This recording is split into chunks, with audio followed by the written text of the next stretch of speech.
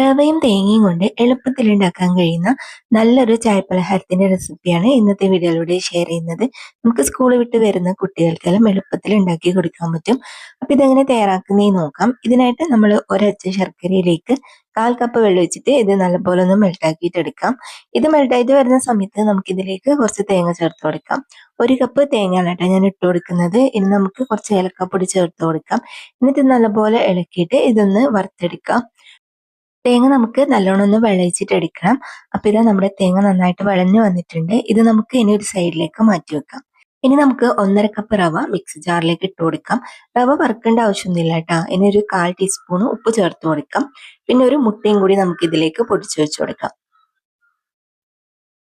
എന്നിട്ട് നമുക്ക് 1 കപ്പ് പാൽ ഒഴിച്ചിട്ട് ഇത് നല്ലപോലെ ഒന്ന് അരച്ചെടുത്തിട്ട് വരാം. അപ്പൊ ഇതാ ഞാനിതിലേക്ക് പാൽ ഒഴിച്ചിട്ട് അരച്ചെടുത്തിട്ടുണ്ട്. ഇത് നമുക്കിനി ഒരു ബൗളിലേക്ക് ഒഴിച്ചു കൊടുക്കാം. നല്ല കട്ടിയായിട്ടുള്ള ബാറ്ററാണ് റെഡിയാക്കിയിട്ട് എടുക്കേണ്ടത്. നമ്മൾ ദോശമാവിനെല്ലാം മാവ് റെഡിയാക്കുക ആ ഒരു കട്ടിയിൽ വേണം നമ്മൾ മാവ് റെഡിയാക്കാൻ. അപ്പൊ ഇതാ നമ്മുടെ മാവ് റെഡി ആയിട്ടുണ്ട്. ഇനി ഇത് റെസ്റ്റ് ചെയ്യാനൊന്നും വെക്കണ്ട. ഇതിൽ ബേക്കിംഗ് സോഡ ഒന്നും ആവശ്യമില്ല. ഇനിയിപ്പോ നമുക്ക് ഒരു ഉണ്ണിയപ്പ ചട്ടി എടുത്തിട്ട് അതിലേക്ക് കുറച്ച് മാത്രം ഓയിൽ ഒഴിച്ചു കൊടുക്കുക. ഓരോ കുഴിയിലും ഒരു 1/2 ടീസ്പൂണെല്ലാം ഒഴിച്ചു കൊടുത്താൽ മതിയാവും. എന്നിട്ട് നമുക്ക് കുറച്ച് കുറച്ചായിട്ട് മാവ് ഇതിലേക്ക് ഒഴിച്ചു കൊടുക്കാം. ഇതിന് ഓരോ കുഴിയിലും പകുതി മാത്രം ഒഴിച്ചു കൊടുത്താൽ മതിയാവും. എന്നിട്ട് ഇതിന്റെ നടുക്കായിട്ട് നമുക്ക് ആ വിളയിച്ച് വെച്ച തേങ്ങ വെച്ചു കൊടുക്കാം. പിന്നെ ഈ റവേന്റെ മിക്സ് ഉണ്ടല്ലോ അത് പെട്ടെന്ന് തന്നെ സെറ്റ് ആവും. അതുകൊണ്ട് നിങ്ങൾ ഈ തേങ്ങേന്റെ മിക്സ് വേഗം വേഗം വെച്ച് കൊടുക്കണം കേട്ടോ. ഞാൻ വെക്കുന്നതിന് മുമ്പേ തന്നെ അത് സെറ്റ് ആയി പോയി. അപ്പൊ നിങ്ങൾ എന്ത് ചെയ്യേണ്ടതെന്ന് വെച്ചാൽ ആദ്യം തന്നെ ആ ഒരു തേങ്ങ വെളിച്ചത് ഇതുപോലെ ചെറിയ ചെറിയ ബോളാക്കിയിട്ട് വെക്കണം കേട്ടോ. എന്നിട്ട് വേഗം വേഗം വെച്ച് കൊടുത്താൽ മതി.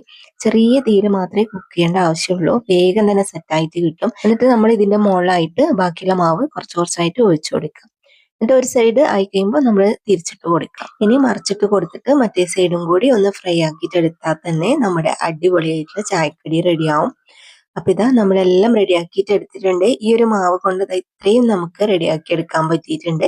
നല്ല അടിപൊളിയായിട്ടുള്ള വെറൈറ്റി ആയിട്ടുള്ള ഒരു ചായപലഹാരമാണ്. അതുപോലെ തന്നെ നമുക്ക് പെട്ടെന്ന് റെഡിയാക്കാനും പറ്റും.